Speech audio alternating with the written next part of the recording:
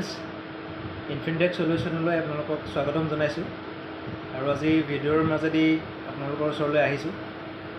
আজি এটা বিশেষ দিন। কিহৰ কাৰণে মাৰ্কেটত এটা পেনিক চিটুৱেশ্যন ক্ৰিয়েট হৈছে যোৱাকালিৰ পৰা। ডেট ইজ কালি শনিবাৰ ৰাতিপুৱা 5:34 AM। তো এটা টুইট আহিলে, কাৰ পৰা আহিলে? হিণ্ডেনবাৰ্গ নামটোৱে এটা বিভীষিকা। তো কাৰ কাৰণে?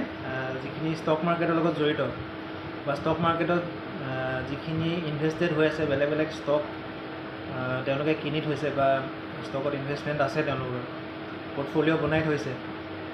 চ' মিউচুৱেল ফাণ্ডৰ লগত জড়িত যিখিনি মিউচুৱেল ফাণ্ডত যাৰ SIP কৰিছে বা মিউচুৱেল ফাণ্ডত আছে এজন, চ' যিখিনি মানুহ ইনভেষ্টেড আছে ষ্টক মাৰ্কেটত এপাৰ্ট ফ্ৰম ইণ্টাৰডে ট্ৰেডাৰ, চ' সকলোৱে এতিয়া পেনিক চিটুৱেশ্যনত আহি আছে বা এটা ফিয়াৰফুল এটা চিটুৱেশ্যন ক্ৰিয়েট কৰা হৈছে। চ' এইটো ক্ৰিয়েট কৰিছে হিণ্ডেনবাৰ্গ। তো হিণ্ডেনবাৰ্গ এটা কোম্পানী হয়, যিটো এটা শ্বৰ্ট চেলিং কোম্পানী বুলি ক'ব পাৰে। তো হিণ্ডেনবাৰ্গে বেলেগ বেলেগ কোম্পানীৰ যিখিনি ইলিগেল এক্টিভিটিছ দেখা পায় সেইখিনিত তেওঁলোকে ৰিচাৰ্চ কৰে আৰু সেই ৰিচাৰ্চৰ এটা ৰিপৰ্ট আনে। লগতে তেওঁলোকে শ্বৰ্ট চেলিং কৰে। শ্বৰ্ট চেলিং মানে যেতিয়া মাৰ্কেটখন ফল ডাউন হয়, এছাম ট্ৰেডাৰে কি কৰে, প্ৰফিট মেকিং এটা মানে তেওঁলোকৰ এটা অপৰচুনিটি হয় যেতিয়া মাৰ্কেটখন ফল হয়। তো তেনেকুৱা এটা কোম্পানী হৈছে হিণ্ডেনবাৰ্গ। তো যোৱাবাৰ আজি প্ৰায় 1 বছৰ আগতে আদানী গ্ৰুপৰ ওপৰত তেওঁলোকে এলিগেশ্যনছ আনিছিলে। এণ্ড যোৱাকালিও এলিগেশ্যনছ আনিছে, কিন্তু এইবাৰ আৰু ছামথিং বিগ বুলি তেওঁলোকে টুইটতে কৈছিলে। আৰু ঠিক তেনেকৈ আমি দেখা পালোঁ। এতিয়া যেনেকৈ আমাৰ বেংকিং ছেক্টৰক ৰেগুলেট কৰে পিনে RBI, যেনেকৈ আমাৰ ইঞ্চুৰেঞ্চ ছেক্টৰক ৰেগুলেট কৰে IRDA, ঠিক তেনেকৈ ষ্টক মাৰ্কেটক মানে ৰেগুলেট কৰে SEBI। তো SEBI এটা এনেকুৱা এটা সংস্থা যোনে ষ্টক মাৰ্কেটত হ'ব পৰা যিখিনি ইলিগেল এক্টিভিটিজ হওক বা ফাইনেন্সিয়েল ফ্ৰড হওক, তো সেইখিনিৰ ওপৰত অহৰহ কাম কৰি থাকে। আৰু যিখিনি আমাৰ ৰিটেইলাৰ্ছ আছে, মানে সৰু যিখিনি ট্ৰেডাৰ্ছ আছে, তেওঁলোকৰ যাতে কোনো ধৰণৰ ফ্ৰডত সোমাই নপৰে, তাৰ কাৰণে তেওঁলোকে অহৰহ চেষ্টা কৰি থাকে, কাম কৰি থাকে। সেইটো হৈছে তেওঁলোকৰ মেইন যিটো পাৰ্পাছ সেই সংস্থাটোৰ। তো এইবাৰ হিণ্ডেনবাৰ্গে কি কৰিছে, সেই সংস্থাটোৰ কাৰেণ্টলি যিগৰাকী চেয়াৰপাৰ্চন মাধৱী বুচ আৰু লগতে তেওঁৰ হাজবেণ্ড, তেওঁলোকৰ ওপৰত এটা এলিগেশ্যনছ আনিছে।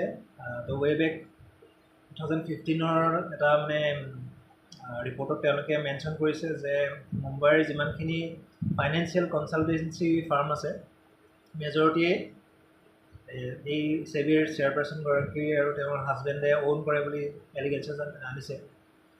আৰু লগতে তাৰ লগত কিছু আদানী গ্ৰুপৰো ইনভলভমেণ্ট। আদানী গ্ৰুপৰ স্বত্বাধিকাৰী গৌতম আদানীৰ ভায়েক, তেওঁৰ লগতো কিছু ইনভলভমেণ্ট, এইবিলাক কিছুমান আজি 12 পেজমানৰ এটা ৰিপৰ্ট তেওঁলোকে পাব্লিছ কৰিছে।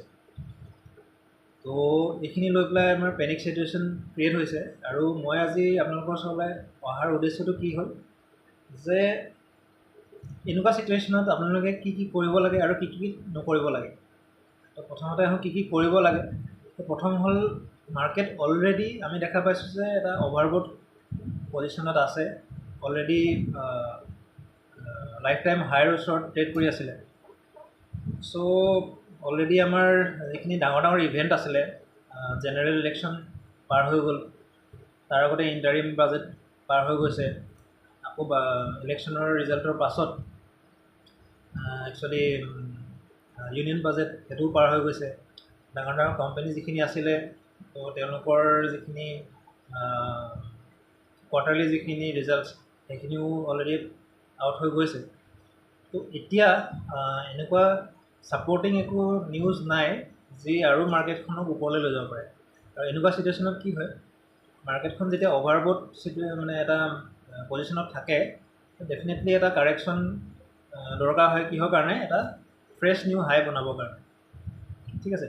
চ' সেইটো কাৰণে এতিয়া আমি কি কৰিব লাগে, আপোনালোক যদি ষ্টক মাৰ্কেটত অলৰেডি ইনভেষ্টেড হৈ আছে, তো প্ৰথম কথা হৈছে কি আপোনালোকে ছেক্টৰ ৱাইজ কাইলৈ দিনটোৰ মাৰ্কেটৰ যিটো ছিটুৱেশ্যন হ'ব বা মাৰ্কেটে কেনেধৰণে কাইলৈ ৰিয়েক্ট কৰে, ডেফিনেটলি ফলটোতো আহিবই, কিন্তু কিমানৰ ফল আহে সেইটো কোনেও গম নাপায়। সেইকাৰণে বি ৰেডি। আৰু ছেক্টৰ ৱাইজ আপোনালোকে যদি ছেগ্ৰিগেট কৰি পেলাই ইনভেষ্টমেণ্ট কৰিছে, তো প্ৰত্যেকটো ছেক্টৰ ইয়াত এফেক্টেড নহ'বও পাৰে। যেনেকৈ FMCG হ'ল, ফাৰ্মা ছেক্টৰ হ'ল, তো মৰলেছ এইখিনি ইমান এফেক্টেড হ'ব নালাগে। চ' তেনেকৈ ছেক্টৰ ৱাইজ আপোনালোকে ষ্টকখিনি অকণমান মেনেজ কৰিবলগীয়া হ'ব পাৰে। তো তাৰ কাৰণে আপোনালোকে ৰেডি হৈ থাকিব, বহুত বেছি লছত বহি নাথাকিব। আৰু 2 নম্বৰ কথা আৰু কি কৰিব পাৰিব, আপোনালোকে যদি কোনো এনেকুৱা ব্যক্তি আছে যোনে ইনভেষ্ট কৰিম বুলি ভাবি আছিলে, এতিয়ালৈকে কৰা নাই, তো এটা আপোনালোকৰ কাৰণে এটা ডাঙৰ অপৰচুনিটি আহি আছে। মাৰ্কেট ফল হ'বলৈ দিয়ক, মাৰ্কেটে নতুন এটা বটম বনাব পাৰে। বটম বনোৱালৈকে আপোনালোকে জাষ্ট ৱেইট কৰক, সেইটো এটা ডাঙৰ অপৰচুনিটি হ'ব। যেতিয়াই বটম বনোৱা দেখা পাব, য'ত মাৰ্কেটে নিজক চম্ভালি ল'ব, তো তেনেকুৱা এটা ছাপৰ্ট জ'ন আমি দেখা পাম, তো তাতে আপোনালোকে ফ্ৰেছলি বাই কৰিব পাৰিব। তো মাৰ্কেটত আপছ এণ্ড ডাউনছ থাকিবই, ফল আহিবই, ফল আহিলেহে একচুৱেলি আমি ফ্ৰেছ নিউ হাই পাম। তো এইটো মাৰ্কেটৰ এটা মানে কেৰেক্টাৰিষ্টিক্স হয়। চ' তাৰ পৰাতো আমি কোনো বাচিব নোৱাৰোঁ। তো এইখিনি আপুনি কৰিব পাৰে। প্ৰথম কথা হৈছে কি, আপোনালোকে ছেক্টৰ ৱাইজ ষ্টকখিনি চাই পেলাই যিখিনি ইনভেষ্টেড হৈ আছে, তেওঁলোকে লছ বুক কৰিব পাৰে বা প্ৰফিট বুক কৰিব পাৰে, কিন্তু ফ্ৰেছলি আপোনালোকে এটা বটম বনাবলৈ দিয়ক মাৰ্কেটে। তাৰ পাছত আপোনালোকে বাই কৰিবৰ কাৰণে আহিব। সেইকাৰণে ৱেইট এণ্ড ৱাটছ এটা ষ্ট্ৰেটেজি আপোনালোকে ৰাখক, তেতিয়াহ'লে আপোনালোকে বেছি বেনিফিটেড হ'ব। ঠিক আছে, এতিয়া কি কৰিব নালাগে এনেকুৱা ছিটুৱেশ্যনত। তো চাওক, এতিয়া ফ্ৰেছ ষ্টক বাই কৰিবৰ কাৰণেতো এটা ছিটুৱেশ্যন এনেকুৱা নহয়, কাৰণ আমি মাৰ্কেটে বটম ক'ত বনাব আমি কোনেও গম নাপাওঁ, কিমান পইণ্টছৰ ফল আহিব সেইটো আমি কোনেও গম নাপাওঁ। জাষ্ট আমি এটা আইডিয়া কৰিব পাৰোঁ যে ইমান পইণ্টৰ কাৰেকশ্যন আহিব পাৰে। তো সেই কথাখিনি ইমান মানে ইজি নহয়, অলপ কনফিউজিং ষ্টেটত থাকিব। আৰু মাৰ্কেটত একচুৱেলি মেজৰিটি ট্ৰেডাৰ্ছে বা যিখিনি আমাৰ পাৰ্টিচিপেণ্টছ থাকে, মাৰ্কেট পাৰ্টিচিপেণ্টছ, তো তেওঁলোকে যিটো ভাবিব তো সেইটোৱে হ'ব। পাব্লিকে যিটো ভাবিব এটলিষ্ট আমি মাৰ্কেটত সেইটোৱে দেখা পাওঁ, আমাৰ হিষ্ট্ৰীয়ে আমাক কৈ আহিছে। চ' পাব্লিকে কি ভাবে সেইটো আমি নাজানো, সেইটো আমি কাইলৈ মাৰ্কেটত দেখা পাম। তো এটা প্ৰিজাজ নকৰি পেলাই ভাল এটা ছিটুৱেশ্যনৰ কাৰণে ৱেইট কৰাটো ভাল হ'ব। লগতে আপোনালোকে বিগাৰ পজিশ্যন চাইজ লৈ পেলাই ট্ৰেডিং নকৰিব। যিসকল মানুহ অপশ্যনছৰ লগত জড়িত হৈ থাকে বা ষ্টকৰ অপশ্যনছ বা ষ্টক ডাঙৰ চাইজত বা ডাঙৰ ভলিউমত আপোনালোকে ট্ৰেড নকৰিব, যিটো আপোনাৰ এতিয়া বহুত ৰিস্কি হ'ব পাৰে। কাইলৈ মাৰ্কেট ভলেটাইল হ'ব পাৰে, যিহেতু ইমান ডাঙৰ এটা নিউজ আহিছে। চ' ছেফ ট্ৰেডাৰখিনিয়ে বৰ্তমান মাৰ্কেটৰ পৰা দূৰত থাকক, জাষ্ট ৱাটছ কৰক। দূৰত থকা মিনছ এইটো নহয় যে আপোনালোকে ৱাটছ নকৰিব, ৱাটছ কৰক মাৰ্কেটে কেনেধৰণে বিহেভ কৰিছে। কাৰণ এনেকুৱা ছিটুৱেশ্যনত আপোনালোকৰ যিটো কেপিটেল আছে হাতত, সেই কেপিটেলটো ছেভ কৰি ৰখাটো বেছি ইম্পৰ্টেণ্ট, বেছি জৰুৰী, যাতে আমি আগলৈ কিবা অপৰচুনিটি পালে আমি সেইটো গ্ৰেব কৰিব পাৰোঁ। যদি আপোনালোকৰ হাতত থকা কেপিটেলখিনি হেৰুৱাই পেলাই, দেন আপোনালোকে আগলৈ ভাল অপৰচুনিটি আহিলেও ল'ব নোৱাৰিব। সেইকাৰণে বেছি লছত বহি নাথাকিব। যদি আপোনালোক ইনভেষ্টেড হৈ আছে, সোনকালে পাৰিলে ওলাই দিব। আকৌ আপুনি লাগিলে ফ্ৰেছ বাই কৰিব যেতিয়া বটম বনাব। তো ডেফিনেটলি মাৰ্কেটে বাউন্স বেক কৰিবই ফল অহাৰ পাছত। চ' সেই ছিটুৱেশ্যনটোৰ কাৰণে আমি ৱেইট কৰিব লাগিব। ঠিক আছে, এইখিনি মই আপোনালোকৰ লগত শ্বেয়াৰ কৰিব বিচাৰিছিলোঁ। চ' মই ভাবোঁ আপোনালোকৰ অনাগত দিনবোৰ ভাল হ'ব আৰু প্ৰফিটেবল হ'বৰ কাৰণে আমি কেতিয়াবা মাৰ্কেটৰ পৰা দূৰত থকাটোও ভাল। চ' এনেকুৱা ছিটুৱেশ্যনত মাৰ্কেটে যিকোনো ফালে যিকোনো ধৰণৰ মুভ দিব পাৰে।